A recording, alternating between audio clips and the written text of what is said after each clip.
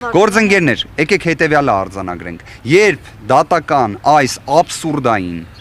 իրավական ծաղրի նմանվող ահաբեկչական գործողության, որովհետև իրավական ահաբեկչություն է սա, որովհետև եթե մի կողմից ասում են գնացեք բանակցեք սեփականատիրոջ հետ, մյուս կողմից ասում են սեփականատերը պետք է ամենաաբսուրդային,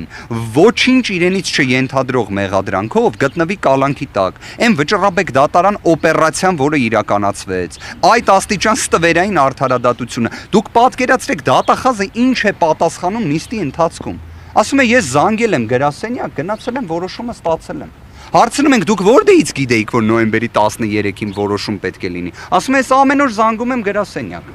Պատկերացրեք, ես շատ ուրախ եմ։ Հայաստանի Հանրապետության դատախազությունում մեր դատախազ գործընկերները այնքան ժամանակ ունեն, որ ամեն օր գրասենյակ զանգեն վճռաբեկ դատարանի։ Ես էլ իմ առիթից օգտվելով մի հատ առաջարկ անեմ։ Դուք էլ զանգեք ամեն օր վճռաբեկ դատարանի գրասենյակ։ Զանգեմ գրասենյակ։ Այդ իդեպ այնքան։ Հա, իդեպ մի հատ ամեն օր զանգեք դուք էլ վճռաբեկ դատարանի գրասենյակ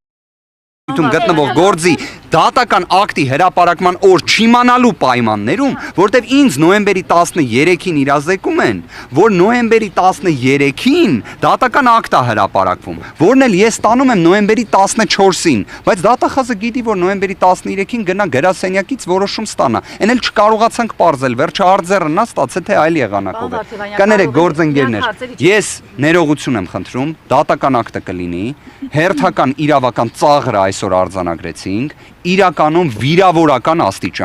վիրավորական աստիճանի, մարդ ով եկել է Հայաստանի Հանրապետություն, հունիս ամսին, իր հոր 40-ին մասնակցելու համար, որից հետո դուք բոլորդ հայ առաքելական եկեղեցու հետևորդներ եք, հայ մարդիկ եք, ձեր ցավը տանեմ, երբ անձը հարազատ է կորցնում, առաջիկա նոր տարին իր մեջ խորհուրդ է պարունակում, այդ թվում գերեզմաններ գնալու, եւ նշված հանգամանքը դատական նիստի ընթացքում ներկայացվում է,